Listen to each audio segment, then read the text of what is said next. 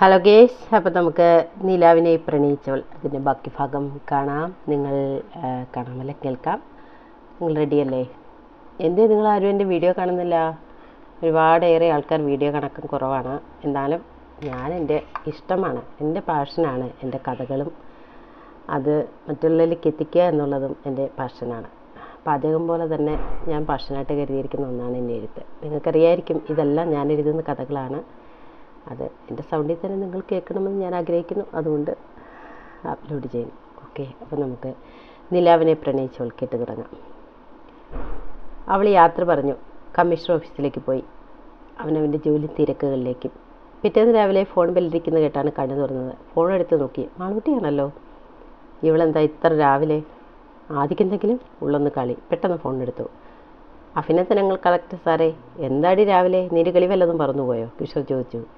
You are very great ഏട്ടാ, I like you ഏട്ടാ. എന്താടി അവളുടെ കണ്ടമിടറി? എന്താടി നീ കാര്യം പറ ഏട്ടാ. ആ ടി വി വെച്ച് നോക്കി. അവൻ ചാടി എഴുന്നേറ്റ് ടി വിയിലെ ന്യൂസ് ചാനൽ വെച്ച് നോക്കി.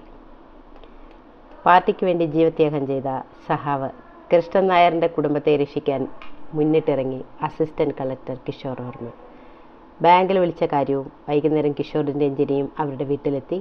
ആ വീട്ടിലേക്ക് വേണ്ട എല്ലാ സാധനവും വാങ്ങി നൽകിയ വിവരവും സഹാവിൻ്റെ മകളെ പിടിപ്പിക്കാൻ വേണ്ട എല്ലാ സഹായം ചെയ്യുമെന്ന് പറഞ്ഞതും അങ്ങനെയെല്ലാം ഉടുപ്പും തൊങ്ങലും വെച്ച് ചാനലുകൾ ആഘോഷിക്കുകയാണ്.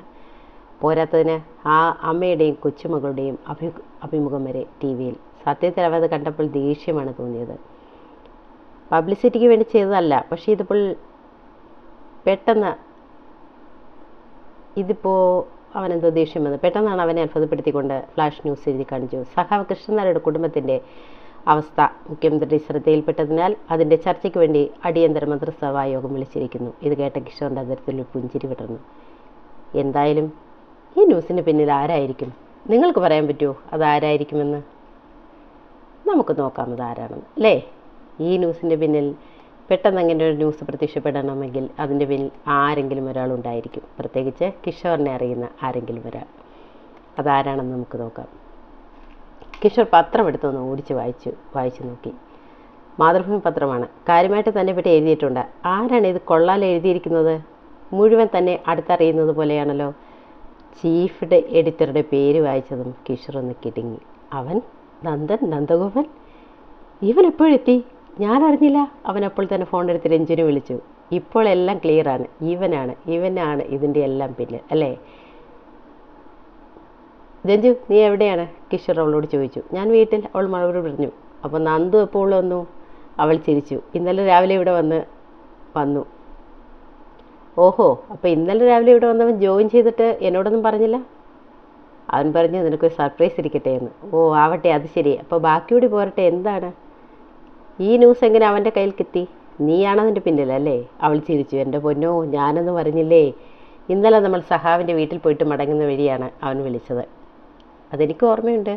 പക്ഷെ അന്നേരം നീ ഒന്നും പറഞ്ഞില്ലല്ലോ. വേറെ ആരോ ആണെന്നല്ലേ എന്നോട് പറഞ്ഞത്? അതെ, നീ കൂടെ ഉണ്ടെന്നറിഞ്ഞപ്പോഴാണ് അവൻ ഫോൺ കട്ട് ചെയ്ത്. പിന്നെ നീ എപ്പോഴാണ് പറഞ്ഞതെന്നാണ് ഞാൻ ചോദിച്ചത്. എൻ്റെ പൊന്നോ, ഇതിപ്പോൾ കളക്ടർ അദ്ദേഹം എന്നെ ചോദ്യം ചെയ്യുകയാണോ? അതെ, ഞാൻ ചോദ്യം ചെയ്യും. നീ കാര്യം പറഞ്ഞേ. ഞാൻ വീട്ടിൽ വന്നപ്പോൾ അവൻ വിളിച്ചു. അന്നേരം ഞാൻ രാവിലെ മുതൽ ഇതുവരെ നടന്ന കാര്യങ്ങൾ മുഴുവൻ അവനോട് പറഞ്ഞു. പക്ഷേ അവനിത് വലിയ വാർത്തയാക്കുമെന്നോ പത്രത്തിൽ കൊടുക്കുമെന്നോ ഒന്നും ഞാൻ അറിഞ്ഞില്ല. ഓഹോ, അത് ശരി. അപ്പം രണ്ടും കൂടി ഒത്തുള്ള കളിയാണല്ലേ? രണ്ടും കൂടെ ചേർന്നുള്ള ഒത്തുള്ള കളിയാണല്ലേ? അല്ലേ? ശരിയാക്കി തരാൻ ഞാൻ എൻ്റെ. ഞാനിവിടെയുണ്ട്, പോരട്ടെ. രണ്ടുപേരും ചിരിച്ചു. കിഷോർ റെഡിയായി ഓഫീസിലേക്ക് പോകാനിറങ്ങി.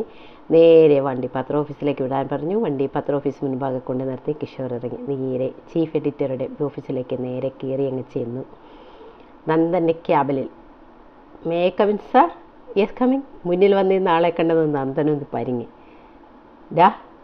കിഷോർ അവനെ കെട്ടിപ്പിടിച്ചേടാ പുല്ലേ, നിനക്ക് വരുന്ന കാര്യം എന്നെ ഒന്ന് വിളിച്ചെന്ന് പറയായിരുന്നില്ലേ? അപ്പോൾ ഈ ത്രില്ല് കിട്ടുമോടാ? രണ്ടുപേരും പൊട്ടിച്ചിരിച്ചു. അപ്പം നീ വന്നിറങ്ങിയ ഉടനെ എനിക്കിട്ട് തന്നെ പണി തുടങ്ങിയല്ലേ? കൊള്ളാം, ഞാൻ ഒന്നും പറയുന്നില്ല. പക്ഷേ എൻ്റെ നെഞ്ചത്തോട്ട് വേണ്ടായിരുന്നു. ഒന്ന് പോടാ. എൻ്റെ കിച്ചൂസ് എന്താണെന്ന് മറ്റുള്ളവർ അറിയട്ടെ. പിന്നെ വേണം നമുക്ക് പല കാര്യങ്ങളും ചെയ്യാനില്ലേ, അതൊക്കെ ചെയ്യാൻ. എടാ, നമ്മുടെ ദുബായ്ക്ക് എങ്ങനെയുണ്ട്? അവിടെ റിക്കവറി ആയി വരുന്നു. ഞാൻ വന്നില്ലേ?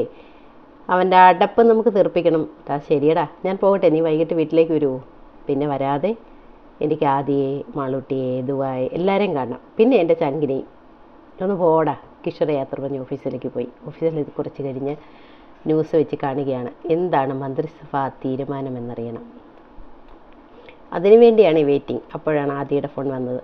എന്താടാ, നീ എവിടെയാണ്? ഞാൻ ഓഫീസിലാണ്ടടാ. എടാ, ഒരു വിഷയമുണ്ട്. എന്താടാ കാര്യം? കല്യാൺ ശ്രവൺ സെൽസിൻ്റെ ഒരു കട അവർ ബഹ്റിനിൽ തുടങ്ങുന്നു.